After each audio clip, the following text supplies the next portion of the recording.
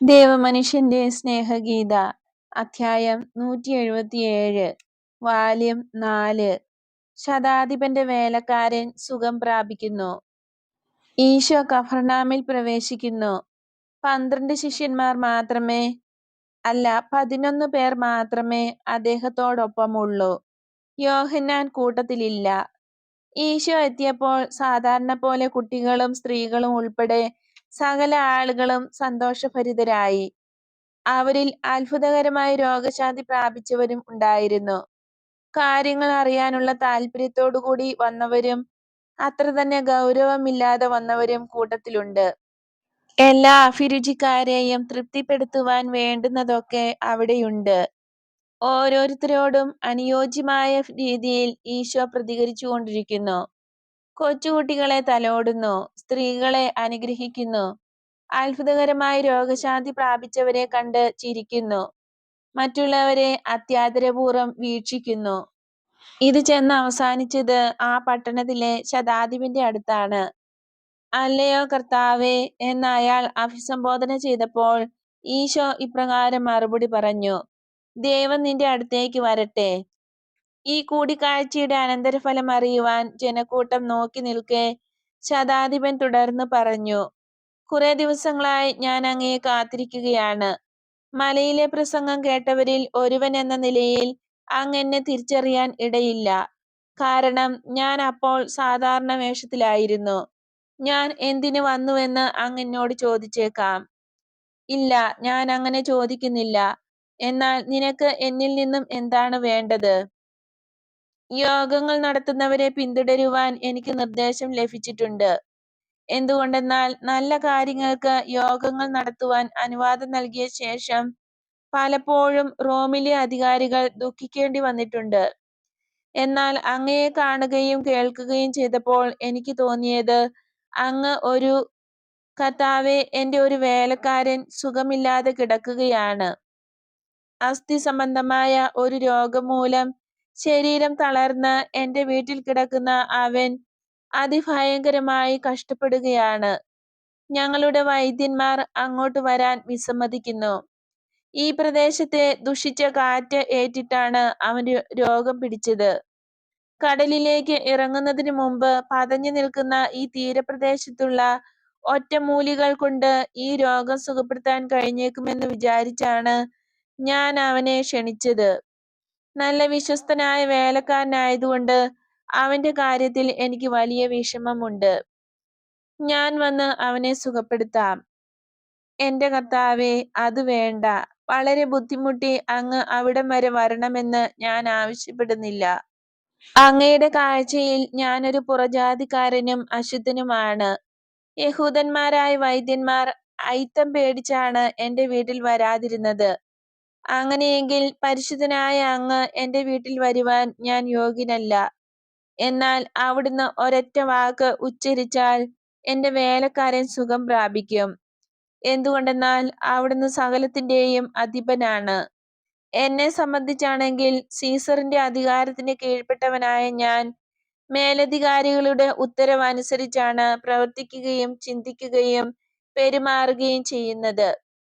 അതുപോലെ തന്നെ എന്റെ പടയാളികളും ഞാൻ നിർദ്ദേശിക്കുന്നവനോട് വരിക എന്നോ അങ്ങനെ ചെയ്യുക എന്നോ പറഞ്ഞാൽ ഓരോരുത്തരും ഞാൻ പറഞ്ഞ പ്രകാരം ചെയ്യുന്നു. അവിടുന്ന് ദൈവികമായ അധികാരത്തോടെ കൽപ്പിക്കുന്നത് ഉടൻ തന്നെ അനുസരിച്ച് രോഗം അപ്രത്യക്ഷമാകും. എങ്കിലും രോഗം ഒരു മനുഷ്യനല്ലല്ലോ.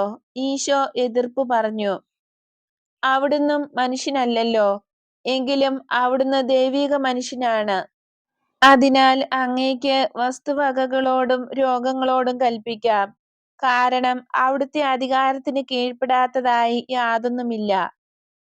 ഈ സമയത്ത് കഫർനാമിലെ ചില മൂപ്പന്മാർ ഈശോയെ മാറ്റി നിർത്തി അദ്ദേഹത്തോട് പറഞ്ഞു: അയാൾ ഒരു റോമാക്കാരനാണ്. എങ്കിലും അയാൾ പറയുന്നത് ശ്രദ്ധിച്ചാലും. എന്തുകൊണ്ടെന്നാൽ നമ്മളെ ബഹുമാനിക്കുകയും സഹായിക്കുകയും ചെയ്യുന്ന ഒരു നല്ല മനുഷ്യനാണ് അയാൾ. നമ്മുടെ ദേവാലയം പണി കഴിപ്പിച്ചത് ഇയാളാണ്. സാബത്ത് ദിവസങ്ങളിൽ നമ്മളെ യാതൊരു തരത്തിലും ബുദ്ധിമുട്ടിക്കരുതെന്ന് ഇയാൾ പടയാളികൾക്ക് കർശനമായ നിർദ്ദേശം നൽകിയിട്ടുണ്ട്. അതുകൊണ്ട് അയാളെ അനുഗ്രഹിച്ചാലും അയാൾക്ക് നിരാശയോ ഈർഷ്യയോ ഉണ്ടാകാതെ ഇരിക്കുന്നതിനും ഞങ്ങളോടുള്ള അയാളുടെ സ്നേഹം വിദ്വേഷമായി മാറാതിരിക്കുന്നതിനും ഈ പട്ടണത്തിന്റെ പേരിൽ ഞങ്ങൾ അപേക്ഷിക്കുന്നു. അയാളെ അനുഗ്രഹിച്ചാലും. അവരുമായി സംസാരിച്ച ശേഷം ശതാധിപന്റെ അടുത്തെത്തിയ ഈശോ പറഞ്ഞു, പോയിക്കൊള്ളുക, ഞാൻ പിന്നാലെ വന്നുകൊള്ളാം. എന്നാൽ ശതാധിപൻ ഒരിക്കൽ കൂടി പറഞ്ഞു, എന്റെ കർത്താവേ, അത് വേണ്ട. അവിടുന്ന് എന്റെ വീട്ടിൽ വരുന്നത് എനിക്ക് വലിയ ബഹുമതിയാണ്. എങ്കിലും ഞാൻ അതിന് യോഗ്യനല്ല. ഞാൻ നേരത്തെ പറഞ്ഞതുപോലെ അവിടുന്ന് ഒരു വാക്ക് പറഞ്ഞാൽ മതി, എന്റെ വേലക്കാരൻ സുഖം പ്രാപിക്കും. എങ്കിൽ അങ്ങനെയാവട്ടെ, വിശ്വാസപൂർവം പോവുക. ഈ നിമിഷത്തിൽ തന്നെ അവൻ സുഖം പ്രാപിക്കുകയും അവന്റെ അവയവങ്ങളിലേക്ക് ജീവൻ തിരിച്ചു വരികയും ചെയ്തിട്ടുണ്ടാകും. നിന്റെ ആത്മാവിൽ ജീവൻ വരുന്നതിന് വേണ്ടി നീ പരിശ്രമിക്കുക. ഇനി പോയിക്കൊള്ളൂ. ശതാധിപൻ അഭിവാദനം ചെയ്ത് വണങ്ങിയ ശേഷം തിരികെ പോയി. അയാൾ പോകുന്നത് അല്പനേരം നോക്കി നിന്ന ശേഷം ഈശോ പിന്തിരിഞ്ഞ് ജനങ്ങളോടായി പറഞ്ഞു, സത്യം സത്യമായി ഞാൻ നിങ്ങളോട് പറയുന്നു, ഇസ്രായേലിൽ പോലും ഇത്രയധികം വിശ്വാസം ഞാൻ കണ്ടിട്ടില്ല.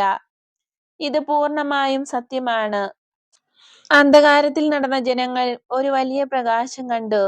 നിഴലിൽ കഴിഞ്ഞവർക്ക് ഒരു വലിയ പ്രകാശമുണ്ടായി എന്നും മിശിഹ എല്ലാ രാഷ്ട്രങ്ങളുടെയും മേൽ തന്റെ കൊടി ഉയർത്തുകയും അവയെ ഒന്നിച്ചു കൊണ്ടുവരികയും ചെയ്യും എന്നും എഴുതപ്പെട്ടിട്ടുണ്ടല്ലോ. ഓ എന്റെ രാജ്യം, എല്ലാവരും വലിയ എണ്ണമായി നിന്നിലേക്ക് ഒഴുകി വരും. മിദിയാനിലെയും എപ്പാഹിലെയും എല്ലാ ഒട്ടകങ്ങളെയുംകാൾ അധികമായിരിക്കും അവരുടെ എണ്ണം.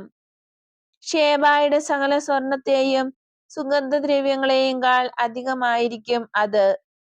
കേദാറിലെ സകല ആട്ടിൻകൂട്ടങ്ങളെക്കാളും നെബായിയോത്തിലെ സകല മുട്ടാടുകളെക്കാളും അവരുടെ സംഖ്യ അധികമായിരിക്കും. സകല രാജ്യങ്ങളിലെയും സകല ജനങ്ങളും പ്രഭുക്കന്മാരും എന്നിലേക്ക് വരുമ്പോൾ ഞാൻ വളരെയധികം ആഹ്ലാദിക്കും. ദ്വീപുകൾ എന്നെ ആരാധിക്കുന്നതിന് വേണ്ടി കാത്തിരിക്കുന്നു. വിദേശികളുടെ മക്കൾ എന്റെ പള്ളിയുടെ ഭിത്തികൾ പണിയും. അതിന്റെ വാതിലുകൾ എല്ലാ രാജ്യങ്ങളിലെയും രാജാക്കന്മാരെയും പ്രഭുക്കന്മാരെയും സ്വീകരിക്കുന്നതിന് വേണ്ടി അതിന്റെ വാതിലുകൾ സദാ തുറന്നു കിടക്കും. അവരെ ഞാൻ വിശുദ്ധീകരിക്കും. ഏശയ്യാ പ്രവാചകൻ ദർശനത്തിൽ കണ്ടത് അങ്ങനെ പൂർത്തീകരിക്കപ്പെടും. ധാരാളം പേർ കിഴക്ക് നിന്നും പടിഞ്ഞാറ് നിന്നും വരികയും അവർ സ്വർഗരാജ്യത്തിൽ അബ്രഹാമിന്റെയും ഇസഹാക്കിന്റെയും യാക്കോബിന്റെയും കൂടെ ഇരിക്കുകയും ചെയ്യും. എന്നാൽ ആ രാജ്യത്തിന്റെ അവകാശികൾ എന്ന് അവകാശപ്പെടുന്ന പലരും പുറന്തള്ളപ്പെടും. അവിടെ കരച്ചിലും പല്ലുകടിയും ഉണ്ടാകും. അബ്രഹാമിന്റെ മക്കൾക്ക് തുല്യമായ സ്ഥാനം പുറജാതികൾക്കും ലഭിക്കുമെന്നാണോ അവിടുന്ന് മുൻകൂട്ടി പറയുന്നത്? തുല്യമായ സ്ഥാനം എന്നല്ല, അതിലും ഉയർന്ന സ്ഥാനം എന്നാണ് ഞാൻ പറയുന്നത്. നിങ്ങളുടെ തന്നെ കുറ്റം കൊണ്ടാണ് ഇങ്ങനെ സംഭവിച്ചതെന്ന് ഖേദിക്കുവാൻ മാത്രമേ നിങ്ങൾക്ക് കഴിയൂ. ഇത് ഞാനല്ല, പ്രവാചകന്മാരാണ് പറഞ്ഞിട്ടുള്ളത്. അടയാളങ്ങൾ ഇപ്പോൾ തന്നെ അത് ഉറപ്പിക്കുകയും ചെയ്യുന്നു. നിങ്ങൾ ഇപ്പോൾ തന്നെ ആ ശതാധിപന്റെ വീട്ടിലേക്ക് പോവുകയും വിശ്വാസിയായ ആ റോമാക്കാരൻ അർഹിക്കുന്ന പ്രകാരം അയാളുടെ വേലക്കാരൻ സുഖം പ്രാപിച്ചിരിക്കുന്നുവെന്ന് ഉറപ്പുവരുത്തുകയും ചെയ്യുക. ഒരുപക്ഷെ ആ വീട്ടിൽ രോഗികളായ ചില ആളുകൾ എന്നെ പ്രതീക്ഷിച്ചിരിക്കുന്നുണ്ടാവും. കഫർനാമിലെത്തിയാൽ ഈശോ താമസിക്കാറുള്ള വീട്ടിലേക്ക് അവിടുന്നും അപ്പൊസ്തലന്മാരും മറ്റു ചിലരും കൂടി പുറപ്പെട്ടു. ആ സമയത്ത് ജനങ്ങളിൽ ബഹുഭൂരിപക്ഷവും ശതാധിപന്റെ വീട്ടിലെ വിവരം അറിയാനുള്ള ഉത്കണ്ഠയോടുകൂടി ശബ്ദകോലാഹലത്തോടെ അതിവേഗത്തിൽ അങ്ങോട്ട് പോയി.